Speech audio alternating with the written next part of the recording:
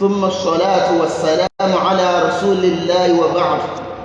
We give thanks to Almighty Grace this opportunity to have another edition of our program tagged Muslim State Affairs. So once again, I welcome my Ustadh to this edition. Ustadh, thank you very much for always answering our invitation. Thank you very much. It is my pleasure. Yes, sir. Now, Ustadh, I have about 2 or 3 questions that we need to go through quickly within the space of the available time. Number 1, Ustadh, there is a group of fighters in that region called HAMAS. Who are they? What do they represent? Bismillahi wa salatu wa salam ala rasulillah. I will thank Allah for making this possible once again. We sincerely thank Him for having touched your mind to begin today's discourse with that important question. We are not going to shy away from the fact that a particular fighter group, like you rightly described the group, exists in Palestine. Why does the group exist? The group will exist because you and I know that it is stupid questions that elicit stupid answers. Exactly. And it is stupid moves that engender a much more stupid reaction. From time immemorial, the whole world has known that the Palestinian people do not have or do not enjoy the luxury of a standing army. We know, we see, we watch, and are told sometimes that these people are fond of throwing stones. And the people at which stones are thrown fight back by firing rockets, by making use of ammunition. And someone out there still thinks that it isn't high time for these people to come up with a mechanism through which they will ward off the aggressive and usurpating tendencies of these Israeli people. See, that is to me an unobjective stance to say there is HAMAS. Okay. So that is the point I'm trying to pinpoint. What does HAMAS represent? The HAMAS fighters fight for the defense of the Kurds and the Palestinian people. So that is just the summary of why there are these people and how the group has existed. And mind you, we wouldn't shy away from the fact that there is a strong connection between the HAMAS group and the Muslim Brotherhood in Egypt. We are not going to shy away from that, because that will lead us to understanding why the presence of these HAMAS and the fighters becomes something that we can't avoid. I could remember, if I'm not mistaken, everything is in the archives anyway. And any scholar who says what is contrary to what is in the archives is serving the people a stale dish of historical reference. In 1987, yes, in 1987, there was a problem around Gaza, West Bank area. That problem was caused by an Israeli tanker driver. He drove recklessly, and through the reckless driving caused an accident. This accident led to the death of several Palestinians, and a reaction ensued. It was the reaction that compelled Sheikh Ahmad Yassin, is now of the blessed memory, and it is this Israelis that killed him. He alongside his they killed Sheikh Ahmad Yassin. He was killed. He was bombed. And he was as at then he was a sheikh that was on the wheelchair. He was on the wheelchair, but the Israelis understood the role he was playing. The influence he exerted actually created a phobia for them. They knew he was the life wire of the HAMAS, so to say, and the life wire as well of the HAMAS fighters. Okay. That is not where I'm going. So it was the misdemeanor that happened in 1987. in which several Palestinian lives were lost, that led to the formation of Hamas as what? As a group that would stand, I'm tracing what happened then, that would stand as a countervailing army against the aggressive or usurping tendencies of the Israeli army. Because there was no any standing army. There wasn't a standing army. If anyone knows that as at then there was a standing army for the Palestinians, the person should come out and say that these people are telling lie. No standing army. There is the PLO, the Palestinian Liberation Front. Are you following? But what the Israeli army enjoy is not being enjoyed by the PLO. And there must be a way to deal with a stubborn snake. So after the accident, Sheikh Ahmad Yassin alongside 6 other Palestinians brainstormed on the way forward, and the way forward they saw then was the formation of Hamas. And you see, we know that as-safina la tajri ala al-yabas. You can never see a place where a ship will move freely on the sand. It can't be possible. It's impossible. If we say a group is created, and you see, before we go further, let's clear this. We say Hamas is a group, a group of fighters. That does not predispose Hamas to be regarded as a terrorist group. We said I think before today that there are, because it is still a fact, there are over 25 terrorist Israeli organizations around the Kudus, around West Bank, around Gaza. What are they doing there? Watching over what doesn't belong to the Israelis. They are washing over. They are religiously washing over what doesn't belong to the Israelis.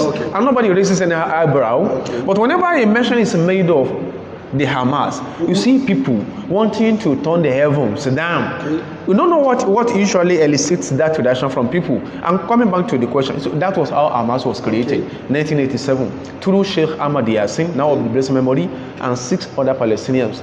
They thought that this thing should not continue. An Israeli soldier will just breeze into a Palestinian's home, and does whatever he wants to do, and go scot-free. For how long will this continue? But why couldn't have PLO stand up and try to protect? I mean, didn't they have any substantial achievements? They have the PLO, rather, to be sincere, has several achievements to its credit. But tell me one organization in the whole world. Tell me one ruling apparatus in the whole world that does not have moles who work for the outside forces. Tell me one. Even the Saudi royal family has moles.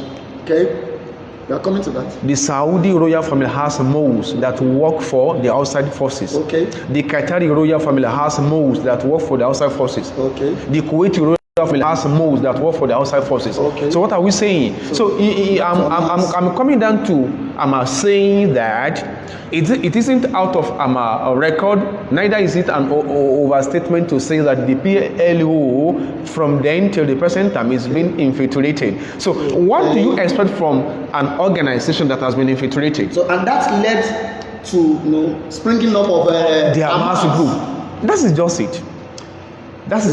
So that is just it. Okay. Thank you very much, Ustaz. Now, similar to the previous question that you just answered now, I saw a video of a supposedly Sunnitic scholar. So he said, though it's observation, so I want to check with you if you agree, and if you disagree, why. He said that they said Hamas group, that was initially established to protect the interest of Palestine and Palestinians. Likewise, so he said that they fuel it. They will fuel it in order to gain more relief aid from the Saudi government. So, how true is this? So, without anticipating the time that isn't at our disposal, Okay. that statement, if it is true that it has come from the figure you are trying to picture for me, whom I will say I don't know, Okay. and with whom I don't want to identify, Okay. because what he said is nothing but a white lie. Okay. It should also tell us that particular segment of the Saudi royal family that continually funds the Hamas. Okay. So do people think that they alone know what goes on in the world? Ustaz, I'm sorry to cut in. Okay. So you want to establish now that there is no financial relief from the then Saudi government Okay. to Hamas. I don't say the Saudi government is not assisting Okay. the Palestinian people. Okay. Are you following? But they But not the Hamas say- in particular, Okay. the person should tell us, the whole world, not even us, Okay. the whole world, that particular segment of the Saudi royal family that continually funds the Hamas group. You don't say what you don't know. Okay. If you say what you don't know, people will expose where your innings and misgivings are. So this is what people don't realize. Okay. What was that year? Okay. Actually, what was that year, or what I want to know those years rather, during which the Saudi, just one, Okay. actually, Okay. just one has assisted the Hamas group. Now- will the Saudi government, as it were now, want to identify with an offshoot of the Muslim Brotherhood? What are we saying? Okay. Ustaz, please. There is still an unanswered question in that regard. So you said you cannot deny the fact that the Saudi government then, Okay. I think up till now, if I'm not mistaken, is somehow relieving the people of Palestine, the Palestinian. So do you mean that the Hamas do not have any special means through which they are being funded by the Saudi government, or they do? I want you to dispel that, if there is anything to be dispelled there. What I say in the question you are saying, you are passionately asking, Okay. is an attempt to square the circle.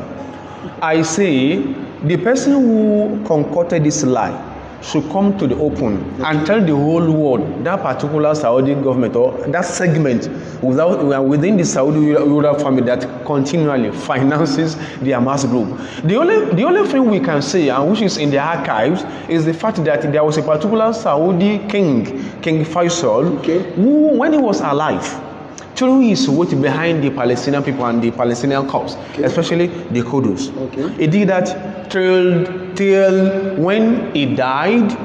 Well, I would say mysteriously, because there are insinuations till now that the king was assassinated. Okay. So, but to whom do we tell our story? If you don't caution what comes out of your mouth, if you say successive Saudi government, you don't identify with the Hamas, Okay. and sincerely with the Palestinian struggle, with the Palestinian struggle, Okay. to whom do we tell our story? To whom do we tell our story? Should this be meant for public consumption? If that, I will say, I don't know how to describe the person you are saying. I don't know him, and I don't want to know him. Okay. Because when you don't caution what comes out of your mouth, you run into troubles. Okay. So King Faisal did his best. Okay. The same way and manners, King Selim Al-Awwal, the last king for the Ottoman Empire, did his best Okay. in protecting the land, in protecting the Palestinians, in protecting Al-Qudus. Okay. But for a scholar who ascribes himself to the Sunnah, Okay. especially the Salafist circle, to say that Saudi Arabia, like you've thrown to me, has spent over 9 billion riyals onto whom? To the Hamas? That is a capital lie. Okay. So, thank you, Ustaz, for that answer. So, another question, Ustaz. Okay. So, before I go to the question, so if you are just joining us on this program, the name of the program is Muslim State Affairs. So, and I have with me my Ustadh Taoheed. So, may Allah continue to be pleased with you. So, now to the question, Ustadh. A fatwa was given by one of our shuyukh. So in Saudi, from Saudi to be precise. So as I read it, he said that the people of Palestine, the Palestinians, should migrate. So the Sheikh likened what is momentarily happening in Palestine to the persecution faced by the Prophet Muhammad sallallahu alaihi wasallam and the Muslims in Mecca. So, and what they did was that they migrated. Could this be possible? Could this be adopted by the Palestinians? And if they want to adopt it, to where do you think they could migrate? Thank you very much for this question. I think I have at least 3 points with which I'm gonna dig deeper into the necessary response that this question beggars. One is the fact that if they say, like you've said, that one of our scholars has said that statement, okay, is this scholar in question the only scholar we have in the whole of the Islamic world? That is one. Two, there is a particular compendium. It is Mawsu'atu al-Khutabi al-Qudusiyya, an encyclopedia of the Qudus sermons. Okay. Sheikh Muhammad Salih al-Uthaymin was among those who delivered sermons in defense of the Palestinian struggle. Okay. He didn't say, I still have the publication. It was first published in 2005. Okay. For those who care to search for it and look into the content. Okay. He didn't mention what he mentioned. He didn't say. He spoke extensively about how the Qudus, so to say, Al-Masjid al-Aqsa, so to say, belongs to the Muslims, and how the Muslims should passionately defend the Holy Mosque. He didn't say the Palestinians should migrate. How many were the companions of Muhammad sallallahu when they migrated from Mecca to Medina? How many were they? Have you forgotten so quickly the plight of the Rohingya Muslims? Yes. There are over 800 Rohingya Muslims who have been displaced. Which Islamic nation has accepted them? They still live, they still languish in the IDPs. We talk of a people that run into millions. As we speak, the Palestinians are over 5 million. Is the Saudi are ready to incorporate them? Is Qatar ready to incorporate them? Is Kuwait ready to incorporate them? Where would they go to? No. Where would they migrate to? Let's be logical. Where would they migrate to? And don't you think the person who said that statement is not being sincere? There's one thing we don't seem to understand. Why it's not being sincere. You see, he narrowed down his reaction to the fact that he hates the Hamas just because they represent what? An offshoot of the Muslim Brotherhood. Okay. And this is one reality that most people that disguise or that move under the canopy of understanding the Sunnah, ascribing oneself to the Salafist and circles, don't seem to realize. Okay. There is this principle for the Salafist scholars. Okay. They say, "Min usuli salafiyya, min usuli as-salafiyya, al-i'tiraf bima 'inda al-mukhallif min al-haqq." Okay. One of the principles of Salafism is for you to identify with the truth, even if it is infinitesimal, that reposes in the person that you don't like. Okay. That you don't like me doesn't mean you should water down all I do. Okay. You shouldn't underestimate my efforts. Okay. You say, okay, we differ at so areas. Are you following? If a scholar says that because he doesn't like the Muslim Brotherhood, are you following? Because the Hamas, gets most of the support from the Brotherhood, isn't Turkey supportive of what the Hamas does? Or would you say what Turkey does is in a mere ratification of a terrorist effort? Okay. That is not it. No, that is not it. Ustadh, I'm coming that I've not answered the question. Okay. So no other scholar that I know, okay, except a number of scholars the rest will not be at rest. Maya. So I believe that premise on this hadith, the Muslims, the Islamic world could possibly do something in this regard. What do you say about that? What is your take on that? Responding to that is simple, and okay, it is going to be a naked truth. Okay. which may not go down well with many people. Which may not go down well with many people, and which is the fact that you are mentioning Islamic countries, Arab countries. Mention one.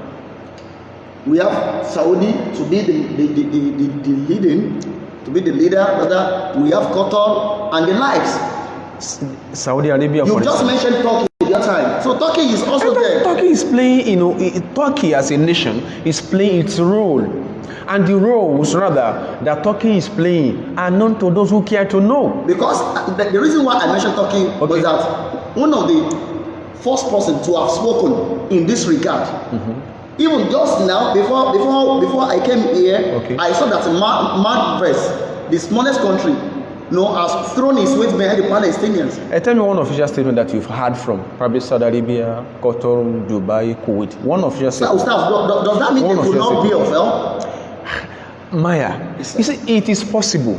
Nobody now, as we speak, nobody speaks about the possibility of toppling any country's political system. That's not what we are saying, because that is the phobia of many people, and that has been the reason why they are against whatever the Hamas does, or whatever comes from the effort, no matter how little, of some scholars whom they've tagged Ikhwani scholars. That is their problem. But the question is this: a nation that will come to the rescue of the Palestinians will not be a nation whose security apparatuses, are being supplied by this same Israel. It will not be a nation, which plays a possum rather. It will not be a nation which plays a possum to whatever a number of European societies dictate. A particular regime, I wouldn't mention the country, a particular regime wants to perpetuate itself in office. It wants to ensure that it is only its dynasty that continues ruling, administrative, God knows when. This particular regime is being backed by that popular nation that stands firm behind Israel, and you expect that nation to speak foul of what Israel does. Can that be possible? We all know the facts. Now, Ustadh, from what you've just said now, so I can deduce that there are some you didn't. It's actually an implied. So it's an implied statement that there are some Islamic nations. If you say so, there are Islamic nations who have ties, directly or indirectly, with Israel. There is a leading scholar in the field of linguistics, is Noam Chomsky. Yes. He has a number of writings. Exactly. And he at a point in time he conducted a participant observation into what happens in the Middle East. Yes. He came to the same conclusion I've posited here, that a number of Arab nations, a number of the so-called Islamic countries, are secretly having affairs with the state of Israel. So what do you expect? Now, Ustadh, what do you expect? If migration is not feasible, what do you think as a Muslim? Islam provides solutions, not even a solution, solutions to each problem, to every problem. Let me put that way, to every problem. Islam provides different diverse solutions, different solutions, number of solutions. Now, Ustadh, you've been an Islamic scholar. What do you think? May Allah make me one. Inshallah, you are in the making and you are already. Now, what do you suggest for these Palestinians? My humble suggestion is simple and will be straightforward. The Palestinians are going nowhere. The Palestinians are going nowhere because the southern Sudanese people went nowhere when they were clamoring for their state, and it wasn't a situation of bringing southern Sudanese to a territory and shifting the northern Sudanese to a territory that settled the score. No, they were there. They went nowhere, and all all world leaders rallied around them. So the Palestinians are going nowhere because where will they go to? One, two. every sincere scholar, every sincere analyst understands that the Palestinians are being shortchanged. Where would they go to? What do you mean by the word shortchanged? They are being shortchanged. They are the original owners of the land. Okay. They are the original owners of the land. Exactly. At a point in time, are you following? Okay. The Jews rather had vacated Palestine. Okay. I could remember when after the reconstruction of Al-Qudus Mosque, after the construction, because that is, I think probably this will end the discourse. Okay. It is a mosque, or let me say, it was a mosque that Isaac built. Isaac didn't build a synagogue. Okay. Neither did he build a temple. Okay. It was the same mosque that Isaac had initially built, that Solomon rebuilt after the Persian warriors led by Bukhtunasr destroy Al-Aqsa Mosque. Okay. It was the same mosque that Suleiman reconstructed. Al-Aqsa Mosque. Okay. It was the same mosque that Suleiman reconstructed, that the companions, when they eventually had an inroad into Palestine, prayed within, made their place of worship, and it was through that mosque that the Prophet ﷺ had that national experience, during which he was taken, above all heavens. So if we now say today that let there be another place for the Palestinians, so are they going to take the mosque along? Or will they open their eyes and allow the Israelis to demolish the mosque as it is being planned and put in its place a hotel, a restaurant, or a temple that shall be moribund? Tell me the region of the present Israelis that tallies with what Abraham did. Tell me. So you mean Judaism isn't what Abraham actually practiced? This is a straightforward thing in the scriptures, not only in the Quran. Okay. Not only in the Quran. Okay. It is across the scriptures. Okay, that's... If anyone feels that Abraham was a Jew, the person should come out and tell the whole world, and that he had practiced Judaism. Okay. If anyone thinks that Abraham was a Christian, the person should come out and tell the whole world, and that she practiced Christianity. So, what exactly did Abraham... It is simple. Everybody knows that just as it is true that Moses wasn't a Christian. Okay. Allah says in the Quran that Am taquluna, do you say? Allah is referring to the people of the book. Okay. Am taquluna anna Ibrahim, do you say that Ibrahim wa Ismail and Ismail wa Ishaq and Ishaq wal asbato and the progeny kanu hudan aw nasara, do you say they were either Jews or Christians? Allah says antum a'lamu am Allah, are you the one who knows, or Allah?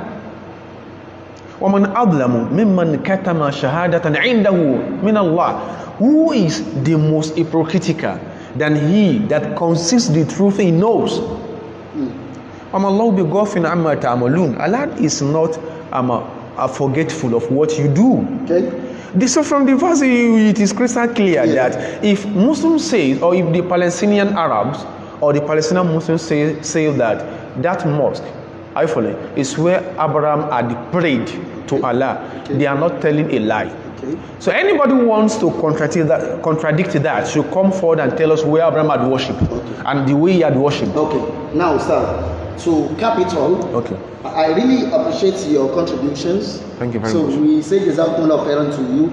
So I want to ask this question, which maybe you haven't given us the direct answer on it. Okay. So just what is then the solution to this usurpation, aggression that is taking place in Palestine, perpetrated by Israel? Thank you very much. It is simple. It is simple. No law, even if it is man-made, tells you that you should fold your arms when somebody is attempting to kill you. No law says that. Okay. And that is a natural law. in as much as the Israelis do not stop to terrorize, to oppress, to want to annihilate and usurp what doesn't belong to them, okay, I would suggest that the Palestinians should continue fighting. But with what? You frankly said that they do not have any standing army. That is where we are going. If you say with what, it means what the little the Hamas group does is infusing a phobia into the minds of the Israelis. It means Hamas is making sense. It may not make a sense or a much sense to a scholar who doesn't know where his salute is. But to those with whom the Hamas fighters, are you following, dwell, are you following, and with whom the Hamas fighters relate, okay, understand that what they are doing is weighty. Okay. So that is my own solution. So they are going nowhere. And does any law say that when people want to kill you, you should fold your arms, you should keep aloof?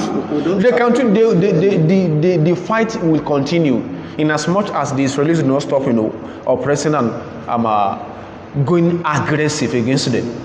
Now, the fight will continue. Okay, Ustadh. That is it. Thank you for that opinion. That's actually a good submission.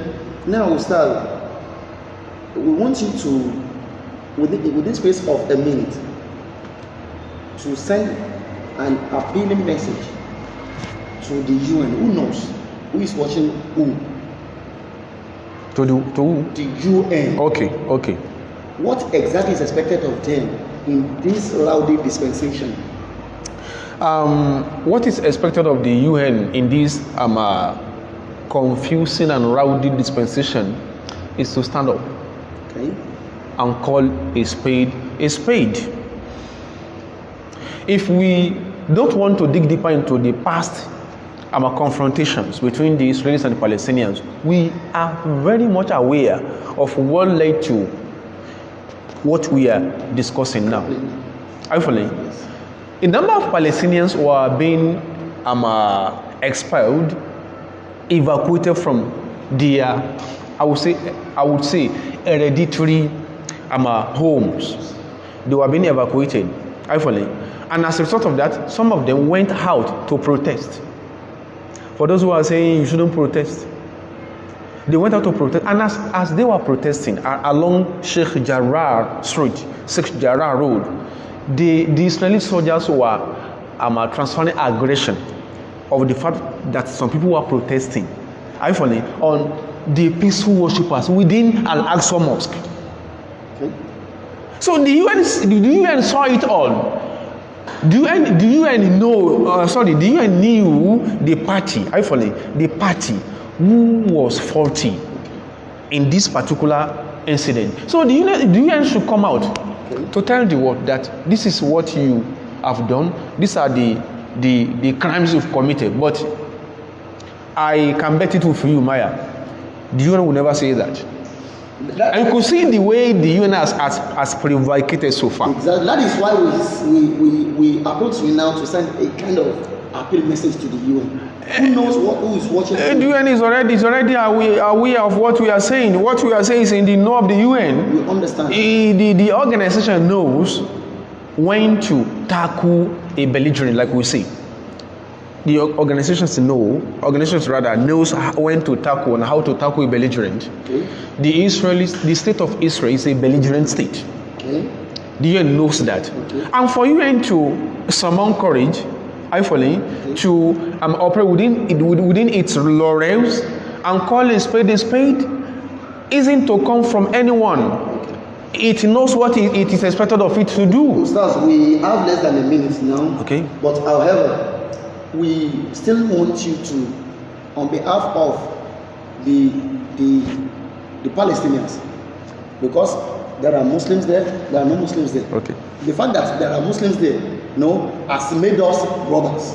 Sure. So now, premise on that, we want you to appeal on behalf of Palestinians. Please, kindly intercede. Tell them appeal to the UN to kindly come to the rescue of Palestinians. That's what we want you to do. We are saying it openly that the UN come to the rescue of the Palestinians. Okay. Because one thing most people don't know is that the Palestinian Muslims, the Palestinian Christians, and the Palestinian Jews all move around the Qudus. They consider the Qudus as their heritage. Okay. They consider the Qudus as their heritage. So the UN rather, we are appealing to you, come down to the rescue of the Palestinians. You know which party is faulty of these aggressive tendencies, of these hegemonic tendencies. You know who's at fault. And tell the faulty party that you are at fault. Make amendments. Are you following? Make sure that no more Palestinians are being evacuated from their homes. No one can fold his arms and see how people are making his heritage, are you following, into shambles. Nobody will fold arms. So tell the 40 party that you are 40 and hold the 40, the arrogant, the belligerent party, hold him by the jugular. Okay. Thank you very much, Ustadh. Welcome. This is how we will call it a day. What we say here is a possible summation. We do not have anybody in mind when we are preparing this particular program. So whatever we do or we say that is in tandem with what Allah wants, may Allah accept as an act of ibadah. Amen. Whatever we do or say that is not in tandem with what Allah wants, may Allah forgive our shortcomings. Amen. Allah dhalika qadir. So we want to say Jazakumullah khairan again to our Ustadh. We really appreciate you. So we pray Allah to strengthen you and to be with you always. Thank you very much. Thank you very much for coming. Thank you. I'm highly gladdened. Okay, thank you very much. Dear viewers and listeners, so this comes from the TMB Dawah, the Moon Dawah concept. So we have our videos on the YouTube. Just go to YouTube search engine, type TMCDD. So you see a lot of lectures on different topics that will be of benefit to you and your life as Muslim. We pray Almighty Allah to accept all these actions and inactions as an ibadah. Innahu ala dhalika qadir. So subhanaka Allahumma bihamdik nashhadu an la ilaha illa anta nastaghfiruka wa natubu ilayk. Subhana rabbika rabbil izzati amma yasifun. Wassalamun ala al-mursalin. Walhamdulillahi rabbil alamin. Ala nabiyil kareem.